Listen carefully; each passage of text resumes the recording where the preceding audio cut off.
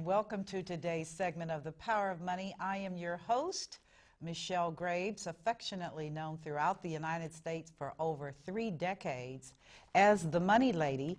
And if you are a viewer of my show, which is aired for many, many years, you know that my personal and professional commitment is to help you and your family make sound financial decisions.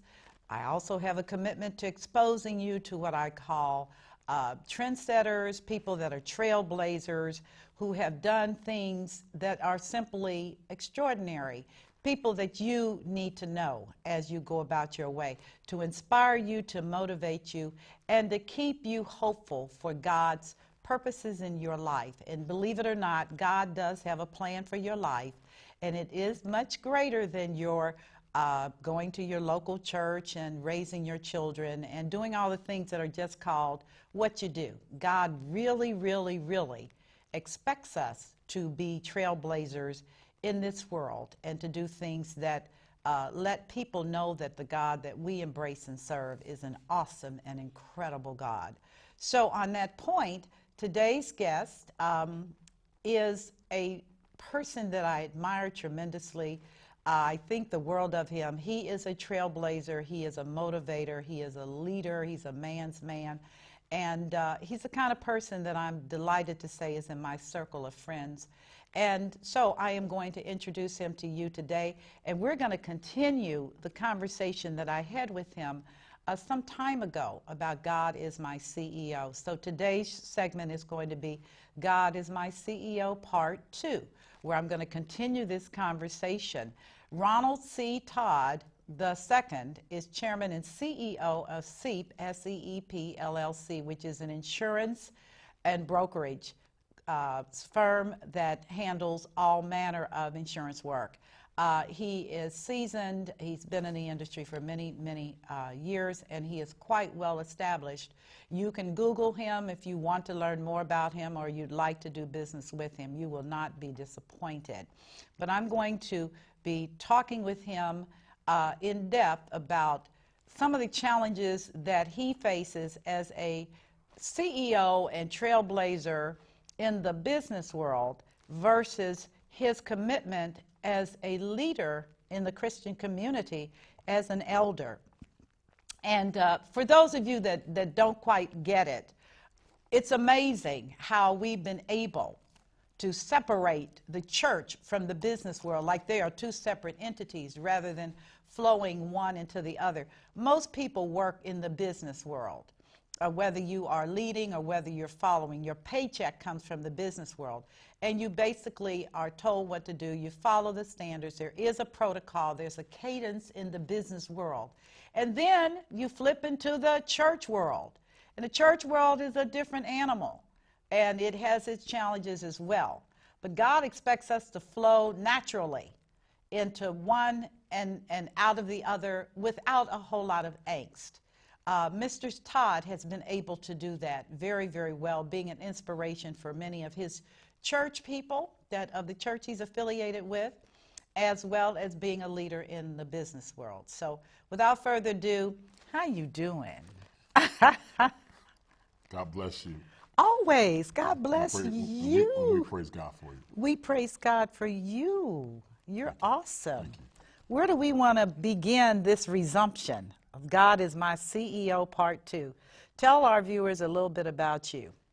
Yeah, well, just humble backgrounds, but family is always one to strive for greatness. And, yes. I think because of my family, I'm third-generation entrepreneur. That is amazing. Mm-hmm. Third-generation entrepreneur. Right. Just a segue. What was your grandfather? So my dad's dad was an electrician, and my mom's dad was a construction guy. Okay. But they both were solo practitioners. So they didn't really, their philosophy was, if you want to make money, work for yourself. Sounds like a plan. Yeah. But they told me to go to school and get educated too, though. So, right, of course, because you want your foundation. Yeah, yes. But a lot of times, though, the more education you get, okay, a lot of times that makes you more Scared. Well, yes, because you and I both know that being self-employed sounds exciting until you realize that if it doesn't happen, you are on poverty street. Right. That's a possibility. But this is the key. Okay. So when you don't know what you don't know, you're walking all by God's faith. Yes. But when you go to school, so when I went to school to get my undergraduate in business management, they showed me how things are supposed to go. Mm-hmm. But they didn't show me how God can make your crooked straight. Whoa. And that what you might see in the natural is not true if God has that for you. You don't learn that in business school. So what do you think is the value when because you've been to business school, and of course my background's in economics and finance, and you're right, they don't teach you how to scrap out here. No. So when you're a business person, you're an entrepreneur, self-employed, one of your key points should be, I walk by faith, not by sight. But what does that mean? Well, because you can't actually see it on paper in the book. But if God has put that in you, you got to go after it. Well, let's talk about if God has put that in you. Do you believe that everyone has that God gift? I believe God has given us all gifts, but different gifts. Okay. I'm not saying everybody should be a leader or business owner. We need folks to do everything, because as a business owner, I need people to help me out too. Yes, you do. But you have to really, I did a speech back in March for St. Clair Community College for their African American awards ceremony. Okay. And I talked about your purpose. And God's purpose for you is what His dreams are for you. But you have to tap into God, to the source, to find out what that is. And then when you were a little kid, you had these dreams. You're right. But what happened is life gets to you, and then you find out that you can find out that what you can't do versus what you can do. I did a personality test on leadership. Okay. And found out that a lot of times people work on things that they're not really, God has blessed them with. So if a person who's not good at doing something, they try to work on that versus working on things they're already good at. And that's a big problem. So when you were a kid, you had dreams. I want to be a doctor. I want to be a lawyer. Yes. But what happens is, before you can do that, you got to stay focused and stay on top of that. It's going to take work. But a lot of people don't put the work in, though. Michelle. Well, it's work and brutal discipline. Yeah, but you got to want it, though. Yeah, but you do have to want it. But we have, this is the best country in the world to live. People come to live here in our country. But we as Americans don't take advantage of what we have. We have excuses. But this is the country where you can do anything in the world. I mean, I watched the commencement speech that Tyler Perry did at Tuskegee University. Oh my gosh. And he talked about, look, I didn't go to college. Right. But he found out what God's purpose was for him, and he was determined to do that. He didn't say it was easy. Oh my God, I remember when he was scrapping around, not to be negative about him because he's awesome, but he paid a hard price and a harsh price to actualize what God had deposited in him. And I think that's amazing. Well, God never promised it's going to be easy. No, he didn't. And you know what I find ironic? It's going to be hard whether you actualize or not. I tell people, you out here working every day, you don't have any freedom because you belong to somebody else and get a payment in exchange for ownership. And then you're mad because you got dreams and you're not willing to trust God for outcomes. Well, and this is the thing is, though, Michelle, is that you have to trust God at all times. And if you get in alignment to God, what God's word is, you'll be fine. He didn't say it was going to be easy. I keep saying that. People think it's going to be rough, but it can't be, because God has to trust you. So a lot of these things that you're going through is not done by the enemy. Is God is testing you to see if you're really going to rely on him or rely on something else. Oh, my God. My God, you're talking. And you're talking. Well, you have to. See, we have so much. If I bring a dollar bill to you and you look at a dollar bill, and you'll say, oh, I love that dollar bill. I love that $100 bill. But we have more trust in money than we have in God.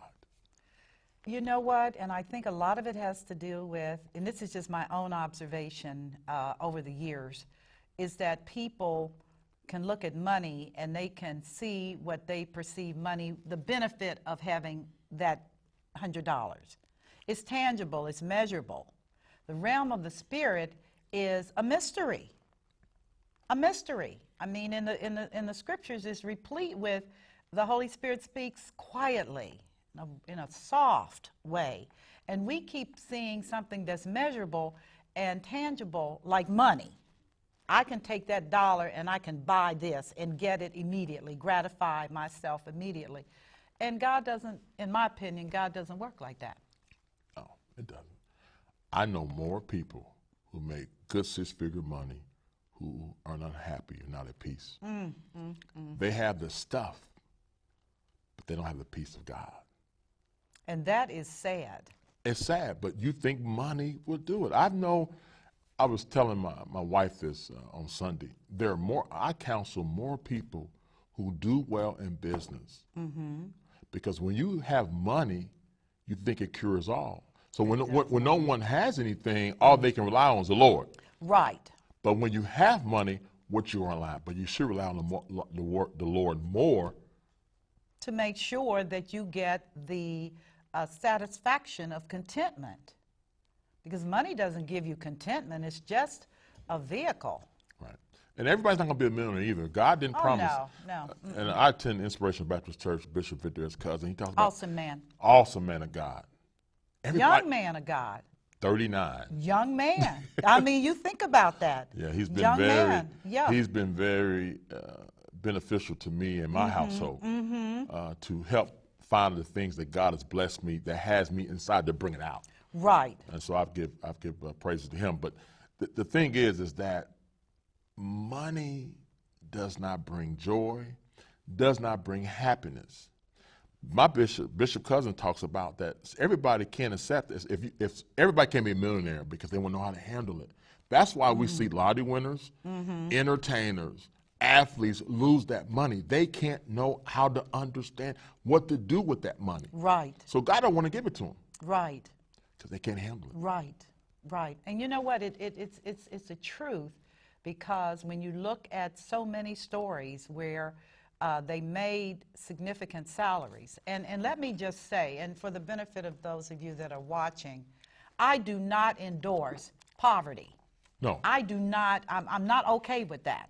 When I see people with nothing, and again, that's contextual, because in Africa and Asia, nothing means not a thing. Right. I mean, like you don't have food, nothing. Nothing. But when we look at the American model of poverty, and why even in the poorest households you're going to find a television, you're going to see a cell phone, which means they got to pay for the phone, pay for the service, and you're going to see, in many instances, more expensive shoes, gym shoes, the things that you wouldn't think are relative to poverty, but yet and still they're at the bottom of the pile, they're on government support, and that is not, in my opinion, a God environment. No. So a lot of folks, and even I had this problem. Okay. Having a scarcity mindset. Okay.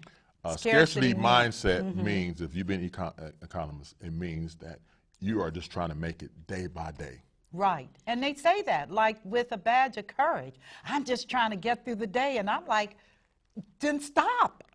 Well, but God, in God's word, he says, I want you to live what? More abundantly. More. So when you live in abundantly, you're strategizing, you're saving, you're paying yourself. I mean, that means paying yourself, not buying stuff. Right. You're saving money. So it talks in the Bible about, tithing. Right, as a must.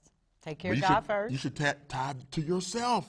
You wouldn't have the problems with that. See, what happens is, I don't care how much money you got. If your mindset doesn't change, you're still the same person. You just got more stuff. That is so powerful. You're the same person with more stuff. Yeah, what my grandma would say, Your pocketbook has changed, but your mindset's still the same. Your pocketbook has changed, but your mindset, you have a smart grandmother. Yeah, praise God for her. Oh, my God. Yeah, praise God for her. I mean, really, wisdom. Yes, wisdom. That's wisdom. But see, but where wisdom comes from? The Lord. Yes. I pray every day for God give me his super wisdom, his super intellect, his super strategy versus my own. My own doesn't work. Oh, did I not have to learn this myself? Oh, we all did. I mean, really, like 10 carats stupid. I would be like, why in the world did you do that? And you just reach a point where you realize that you just don't have it going on. Well, as a business owner, we should all pray before we make any decision, because we the ultimate decision maker. Right. Buck stops here. But we don't do that. We should pray over everything, every little thing, everything, Michelle. Not just the big thing, everything. God just wants, he wants all your life, not a piece of your life. Because then what happens is that you're saying, well, God, I don't need you on this. God said, no, I thought you said. No, this is my ship, son. No. Right. Mine. Right. This is mine. Right. You ask me for things, but why you got to ask me for everything? I will give you to you, but you have to be in alignment on me, though. You know, that is a learning right there. I can speak for myself openly, because in my younger years, when I had all this intellect and brilliance and money making, and recognized that that didn't come from me, that I knew early, that my ability to handle money and make money, and even my ascent in corporate, was the God thing. I recognized that. But what I didn't recognize, and I can say this openly to those of you that are watching, when God did a smackdown on me, bam, and I was going in the opposite direction and couldn't figure out what had I done wrong. But what I had done wrong is that I stopped going to him and began to lean on my own stuff. Uh-oh. Proverbs 3:5. Oh, come on now.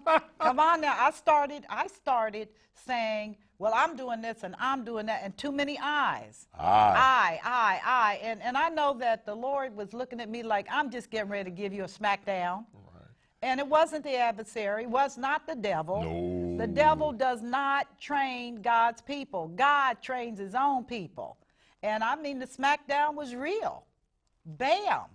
And I mean, you know, I had to start going up the little ladder again, but this time completely humbled, completely submitted, and very grateful that he let me live, because he had a plan for Michelle. Right. So we go back to scripture, Proverbs 3:5. Lean not on your own understanding. Right. But that's tough. It is. But that's where being humble comes in. Ooh. See, humble is a thing that you know is not about you. Right. It's all about pleasing God and glorifying God. Not you, not me. God. Right. And that's what happens when we get so... we start smelling ourselves. Oh, yeah. And we start thinking, my grandma said that too, smelling yourself. Smelling yourself. We start smelling ourselves. We said, well, I got this degree.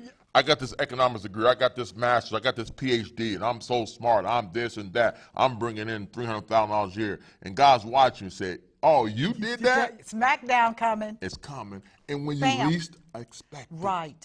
Right. Then you have to go back down on your knees and come back up again. I am personally tired of getting knocked down. Man. I said, look, God, you have it all. As God's my CEO, God, you direct me. Right. Not me direct me.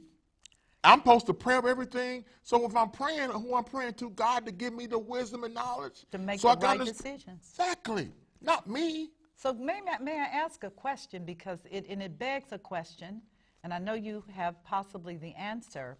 When we look at how the church is scrapping, how people in the church are scrapping, there's so many of them do not have the financial resources and do not have the hope even. They go to church ritualistic every Sunday, Wednesday, but we're not seeing the manifestation. What is that about? Well, this is the key. Going to church is great. We need to be around other folks. Community. But you have to develop your own authentic relationship with the Lord. One-on-one. Going to church is like going somewhere. It's a habit form. Mm-hmm. But when you learn, so how do you become an authentic Christian? Okay. You have to get into God's word. And then you have to study for yourself and ask God to reveal you for that. People, so when you know the word, Mm-hmm. but you're not doing the word. It says faith without works is dead. That's what James said. Mm-hmm. So if faith works is dead, so if you know the word, go do what he says do. Don't just sit here. God blesses movement. Would you say that again? God blesses movement. Mm-hmm. You asked, you pray, God tells you what to do, and you do it. You know if it's not ordained by God, if it doesn't work out the way it's supposed to work out. If it don't work out for you, it's not ordained by God. And you know what? That in itself, of itself is so powerful. When you can completely release your destiny into his hands and give it no thought. And that goes with jobs, everything else. But I think a lot of the confusion that comes is people say, well, if I ask, the Bible says if I ask, God's going to give. And I said, but you ask according to his word and his will. So if you asking him for something that's not in alignment with what he's... Alignment. See, you went to that word again. I have to go to alignment. Were you at church last week? No, I was not in your church last week. Okay. But I'm going to tell you, alignment is everything. Why don't you talk about that? Well, alignment is it means that do what God says do. Mm-hmm. If God's word says this, do what God's word say do. Don't try to jimmy it or make it to believe what you want to do. God says that, look, I will bless the obedient. Yes, he does. And he says obedience is greater than sacrifice. So obedience means a lot to him. So a lot of times that you have to get out of your emotions. Okay. Say that again. Get out of your emotions. Well, it talks about in the Bible, when I was a child, I spoke like a child. I thought like a child. But now I'm an adult. I act like an adult. So that being an adult means being a mature Christian. And a lot of times in church, we're just still on milk. And we want somebody to give us something. But what are you giving God, though? Well, you know, it's funny you bring that up, and I don't want to get off track, but one of the things that I find so aggravating in church world, and not as a criticism, just as an observation, is people say, man, didn't he preach? And I'm like, or didn't they sing? And I'm like, this is all unto God. When we come together as a community and a body, it's so that we can be edified to go out and do what he has directed us to do. It's not about us having a feel-good session. God's supposed to have a feel-good session. Wow, that's good. No, God is supposed to say, when he looks over that church, he's supposed to say, they praising me. They're raising up their expectations and hopes to me. It's not even about what the people are doing to entertain anybody. It's about this being his community, one of millions all over the world, and this particular community is exhorting him, raising their voices to him. Not, oh girl, can't she sing? Who cares? I mean, for real, who cares? That is not the purpose of coming together as a body. It's about raising up and honoring the King. Amen. Is that not correct? Amen. Well, we get caught up into our emotions. And the emotions are treacherous. And we want to feel good. Yeah, but a lot of times though, you're not gonna feel good when you really chasing the Lord. His job ain't to make you feel good. Oh my God, go! It's not to make you feel like, oh Lord, and you will feel good. You will eventually. But God got to see, are you really gonna commit to Him, or are you committing to the enemy? Yeah. God which wants starts to see what with yourself. Yourself. You know? We are so busy blaming what the devil did. We did a lot of it ourselves. Well, it's free will. It is free will. It's free will. God didn't say He showed you what to do, but He's not going to make you do it. No. And I am so irritated and annoyed with people saying it's the devil. Nothing personal, but if you're on automatic pilot in your mess, The devil don't have to show up. You're doing a great job all by yourself. I mean, he's strategic. He's not going to send his demons all over after you if you're doing just what you want to do. Right. And he's like, hey, this is working great. Let me go to the next person. Preferably a person that's obedient to God and is trying to make it. Those people are going to come up under attack. Bishop Cousin mentioned a couple weeks ago about, remember the saying about just do you? Yeah. You gotta be careful with that. Oh my God. Or the selfie. Click, click, Yeah, click, click. click. And I'm like, really? No, you can't. You gotta do God. You Right, gotta do. You right. can't not do you because you was messed up. You was dirt. You dirt. You right, dirt. right. So what I'm gonna do what dirt says do? I do what God. So I'm gonna just do God, not just do.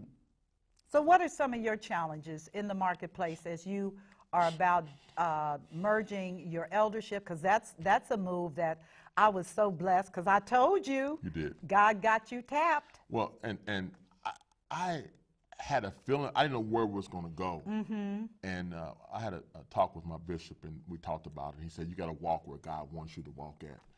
So I'll be consecrated as a bishop, as an elder, not a bishop, as an elder with Full Gospel Baptist in the latter part of June of this year. That's Apostle Morton, isn't it? Yeah. Well, Bishop Morton was the head. Now is Bishop, he retired now. Okay, I didn't know so that. So now is Bishop J.W. Walker.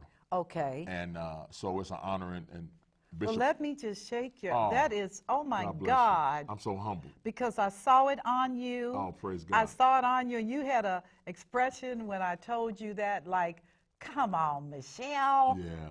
I didn't, it's like everybody says, you don't want to walk into your calling, but I had to give everything to God. Right. I just couldn't give a little bit and I keep some over here. Mm-hmm. I had to get hands, feet. Everything to God. So, but it really does feel natural. It does. It's you. It's me. It's you. I didn't know it. I didn't know it, but it's me. It would be impossible from my way of seeing. Right. And I interface with many, many people. Right. And you can discern when a person is walking with God. Oh, praise God. No. You can discern it. Praise God. It's so evident. And they don't have to wear collars and all that, but it's just something different about them. It's something that says this person is walking in the realm of the Spirit. Amen. And whether they're conscious of it or not, it's so irrelevant because God is with them. Right, at all times. And that's what I saw I did, and I spoke to it, and you were like, Oh, praise God. And I'm like, okay, don't God. thump him. Please don't thump him, please. and watch this whole thing evolve. So how's business? You know what? It's evolving to some other things now. Okay, well, tell me. Involved more. So I have my insurance practice, but I learned so much when I was a sports agent in sports management. Right. So I started a division in management consulting. So I'm working with folks now on different things. I know a lot of people have a lot of relationships. And Yes, I didn't realize that people got paid for putting people together. Yes, they do. You don't have to sell the product. You get paid on putting people together. Right. So with my role now as a advisor for Senator Ron Portman on the African American Leadership Council for him, and then awesome man. And with Secretary of State John Husted, one of his advisors, chairman for Diversity Inclusion Council for him, I'm seeing how stuff it's in my wheelhouse that God has put there for me to be able to maximize from it. Right. So I am evolving as we speak today, different things. But you asked a question about what makes it different. Yeah. Well, because now I pray over everything now. Whew. Now, I'm going to be candid with you. You done set my head right. Yeah. Because I have been dealing with my own personal issues because, in January I sustained a brain concussion on a fall at a restaurant and couldn't think, couldn't move, and was literally at the mercy of the Lord for a serious season where the only peace I got was in quiet time. I didn't want to be around people. I just wanted to be in that space. And what you said about praying over everything is exactly what I needed to hear today. Amen. I Amen. thank you for that. Oh, praise Oh, God. no, I thank you for that. God's awesome. Everything, because Everything. I had stopped. I had really stopped. And let me say something to you all that are watching. Prayer is powerful. Amen. It's the only conduit that we have to reach into the realm of the heavens. Amen. It's not your works, it's not your abilities, it's the ability to talk to the King of the universe. Amen. Now that is not a joke. Amen. That is all that you have going. You have to get into that place. I'm just saying. So I wanted to just thank you, because I needed that smack. Oh. No, I did. I did, because the big things, strategies and stuff, yes, but even the little things, as he said, he knows all the birds. He knows every hair on our body. He cares for us. He loves us. And in the world of business, so many times we get caught up in what I call the minutia. And people do as well. They're not even in business. They're working every day. They're trying to deal with their families, and they're wondering, how do I hear from God? Well, this is good, though. One of my mentors is Clay Mathill, who was the owner of I Am Sold to P&G. He has Aileron now, which I'm very involved in Aileron. And he was talking, he had a talk in Cincinnati at the Gorin Center. Okay. And he says, when you have your own business, you can be yourself. You can express your beliefs, your Christianity. Right. So if you're a business owner, you have no excuses. Right. If you as a business owner and you want to pray with someone You right have in the that middle of the right. day, That's your business. it's your business. But as business owners, we don't do that. We don't take you're our right. rightful place where You're God has right. placed. If you're a business owner, God has placed you there for a reason. We're all are ministers in the marketplace. I don't care if you are not, say, I don't want to preach, that's fine. Doesn't But we're a matter. marketplace minister. Our job is to be disciples for Christ. And we can do it because it's our ship. It's our ship. So then, too, that's why you pray everything, because all money is not God's money. Oh, my God. Come on now. Yes. Come on. Come on. And think it's too, so you can pick it. Sometimes I've had to make decisions. Wow. Yeah. I can make all this money. But then God said, well, you want to serve the Who you enemy? who you gonna do this Me. with? I talk about all the time. I want more favor than more money. I want more favor, Michelle. I agree. Favor Oh, my shifts. gosh. Money comes and goes. Yes, it does. Favor. Oh, again. Oh, no. And you know what? We've both been blessed to have so much favor.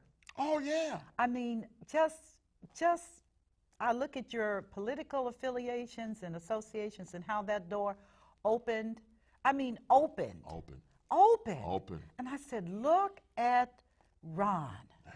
Woo, my words. That's God, though. Oh, but it is. But it is. And we forget that God positioned Joseph right under the Pharaoh. And in fact, Joseph was running Egypt.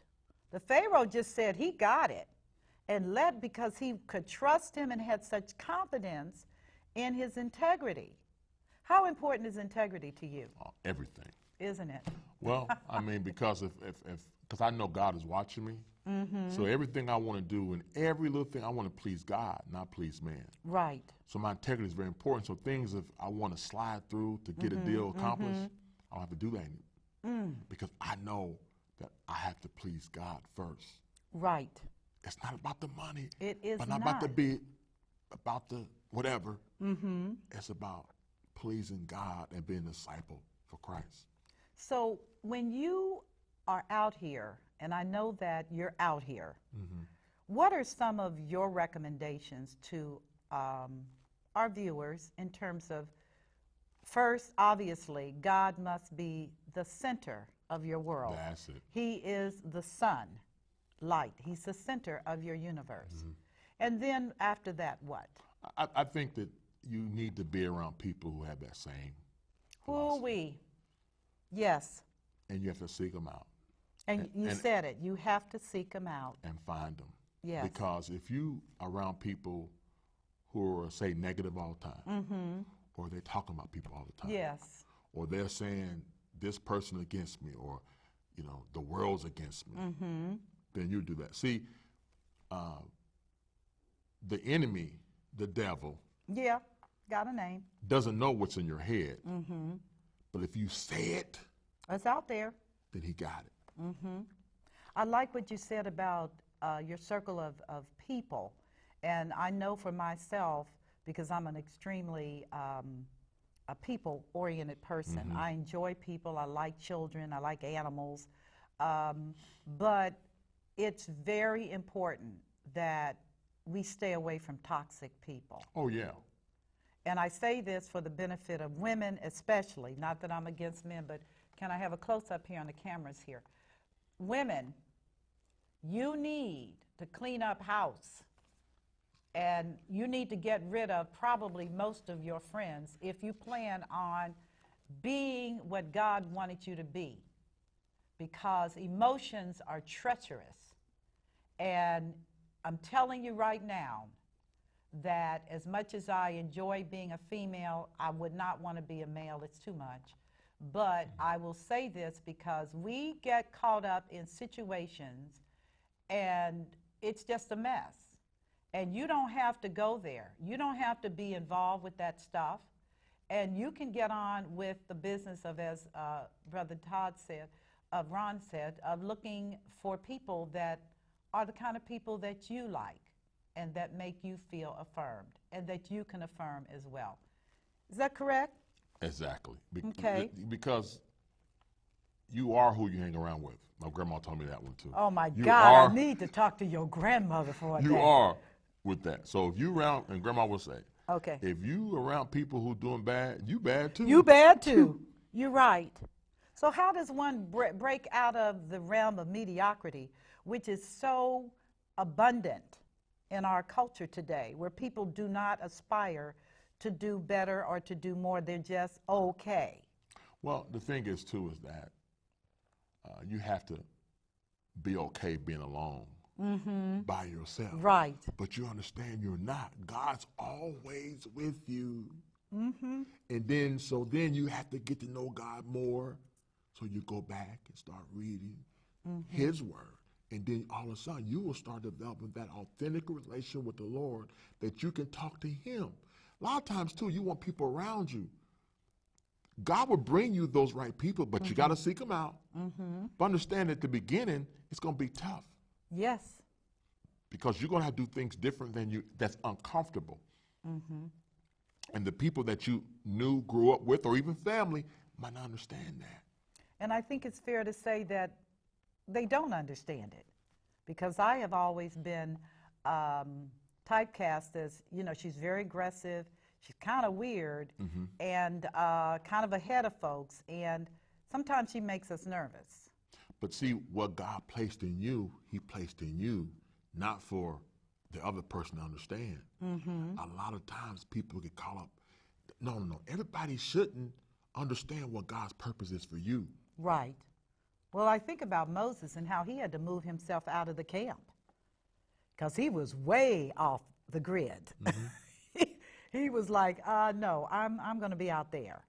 And the same thing with Pope Francis and him living outside of the Vatican's sleeping quarters. He has his own little place where he can sup with the Lord. So I'm okay with that. But again, as we look further down the path, I think a takeaway thought is that you ask God to send you the people that can affirm you. That's right. But that's back to a request from God. Are there any other suggestions and recommendations you would make? I think that you have to have a belief that the Lord said He'll never forsake you, and is where I'll never forsake you. Always understand that. But so if you're in alignment, God will never forsake you. And then two, understand that this is not your battle, but the Lord's. So you don't have to fight everything going on. Right. Because what happened, the devil's going to send folks that you even know to you to try to get you off track. Right. But you got to stay focused and say, God, this is your battle. That's what I had a problem with, always fighting. Yeah. Underdog. I'm trying to do it. Take my hand. Take my hand. Here come the swords. Yeah. Okay, when I was an NFL agent, the media says, USA Today called me the agent of the sleeper. I- I mean, agent for the little man. Yeah. So what that did, though, that got me focused on things that God said, I want you to live more abundantly. Don't just try to always fight all the time. Right. With me, I'm fighting. Right. Belmont High School didn't win me. I mean, all the different things in my life, Right. always Right. that. But I realized I don't have to fight no more. You don't have to fight. You have to I get am this is so affirming for me. A disagreement so with affirming. somebody. Yeah. When I see people too, and I never had this problem, always going, if they don't believe what I believe, I'm going to have an argument with them. For what? That's what they believe? Just say, Amen. God bless you. Yeah. Or I don't even do that anymore. I just quickly agree. And I mean, isn't it a wonderful country where we can have an opinion? That's right. And that's all I take it. Because in the end, I am not the person that's going to send you to heaven or send you to hell. I'm not even there. I'm trying to get my own stuff together. And as I share with people, it would behoove you to focus on your stuff and stop focusing on me. Right. Because I don't bring enough to the table for you to have a conversation about me. All it's doing is building steps. Well, then, too, when people do that, so folks come in and going to tell you, Michelle, you need this, this, this, this. They don't know what God told you to do. Isn't that the truth? You have to be very careful when people start telling you what to do. Now, if you have people in life that you respect and you trust and God has sent them to you, then you listen because God talks to them to help and you he out. can. He can. But a lot of times, folks, as my grandma say again, Okay. they nosy, they being messy. Because a lot of times people want to focus on what they need to focus on, so it's easier for them to focus on your stuff versus their stuff is really, really bad. Yes, I agree. Well, as Jesus said, need to study to mind your own business. That's it. Just mind your own business. Take care of your life. That's enough. That's complicated enough. Yeah. Just doing that. Yeah. So, again, you would say that, what about always feeling that you're right? I know. So that's that ego. I said We ego. talked about it before. Ego Yep. is what edging God out, and that pride, and God hates that. Oh, God. You're not always right. I mean, only God is perfect. I'm Only. not perfect. I'm the flesh. Right. I mess up. But what, as a man of God or a woman of God, say you messed up. And be Admit done it. with it. Be transparent. I've messed with it because the enemy will use that against you. Yes, he will. So if you don't say anything, they'll use that against you. So if you confront and say, I messed up, I did it, it's over now. Right. Right. You know some folks in the media, they get in trouble and they say they didn't do it. As soon as they say they did it, it's over. It is over. The media can't bother you anymore. Right, because you've made an admission and you're done with it. That's good to know as well. Are there any other points that you'd like to bring out? I just think that people have to understand that what God has purposed you for. And realize, go back, it's okay to dream. Oh, I was looking at this book you had. Let me put this up if they can see this on the camera. It's called Follow Your Dreams. This is your journal? Yes, one of them. One of them. How many journals do you have? Well, I like these because I be writing. And things that God gives me, I write down. Or I have to keep a to-do list, so it's my to-do list too. Okay. Because I messed that up, working for yourself. Oh, I know. Oh, I forgot. Yeah. But then too, dream the dreams that God's dreaming for you, not what you dream for yourself. Dream the dreams that God is dreaming for you. That's exciting. Yeah, so you'll know, but then you'll see that because I was in a meeting on Friday. Okay. With a potential client to do some management consulting work for him. Okay. Entertainer, gospel singer. Okay. And it was so perfect. The meeting was, I told him what the price is. I said, you got to do this, this, this. He didn't blink an eye. So I know it was ordained by God, not by me. Right.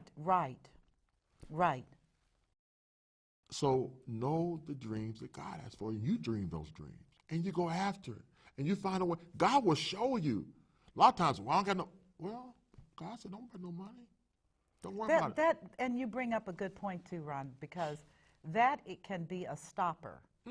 When you look at your dream and you say, how am I going to do this? And one of the things I share with people, well, that's your first mistake. How am I going to do this? The question should be, Lord, I can't wait to see how you going to do this. That's it. I can't wait to see how this is going to happen. And then ask him to open up the doors, and he will, because it's his, and you're the person of the hour, and he'll move you into those contacts and people to make it happen, because it's people more than anything, and he can put the right person with you and change everything on a blink of an eye. Yeah. Just absolutely. Yeah, so you just can't, and you said a good point, what I can do. Yeah. You say, God, look, you help me. Mm-hmm. You're my father. Mm-hmm. You said you'll never forsake me. Right. Help me. God, please help me to guide me to this right thing.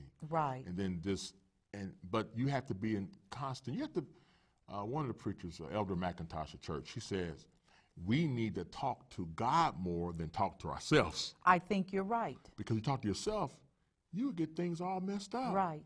But you're talking to God, then things will be a lot better for you. Let it go. Well, let's talk about on that subject, how did you handle fear? And how have you matured through that? Because fear is a blocker and a stopper. Okay, so Bishop Cousin talks about fear is the confidence of the devil. The confidence Of the devil. That hit home, didn't it? You just splatted me in my face. Yeah, I give Splat. just due where it's due. He said that a couple weeks ago in church. Okay. And fear is the confidence of the devil. Jeez. The devil wants you to be scared of what God put into you and he promised you. Now, just imagine the devil doesn't know the devil can't figure out what you're thinking about, but what you say. Right. But so he wants you to fear everything. He wants you to live in poverty. He wants you to live day by day. He don't want you to strive to live abundantly. So a lot of times we become comfortable, and I said it before in the show, comfortable being uncomfortable. Yeah. You have to make in your mind that, look, if I fear, then I don't believe what the word says, that God said, I'll never forsake you. I've given you these gifts, use them. Because if you don't do nothing, we know the result going to be nothing. Nothing. So you might as well try. Right.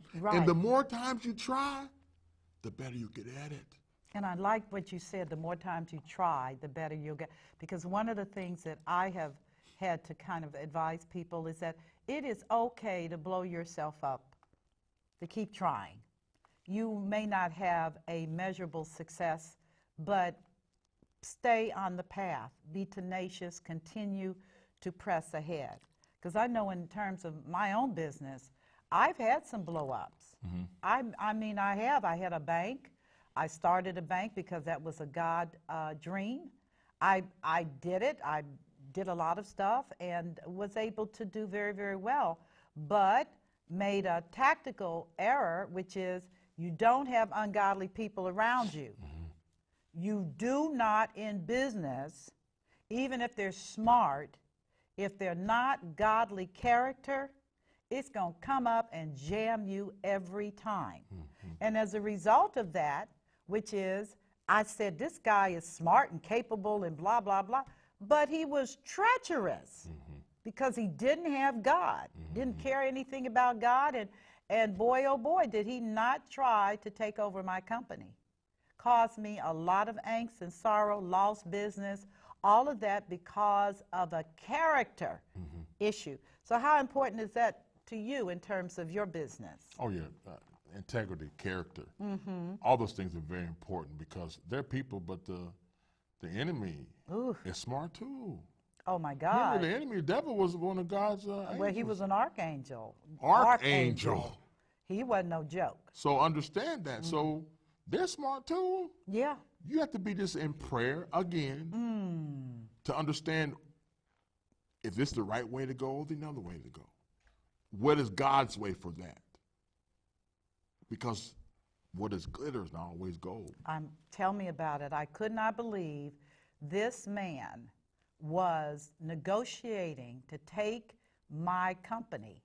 And I can't even tell you how bizarre it was because I had the speaker phone on in my office where I could hear in the conference room, and I heard the whole thing.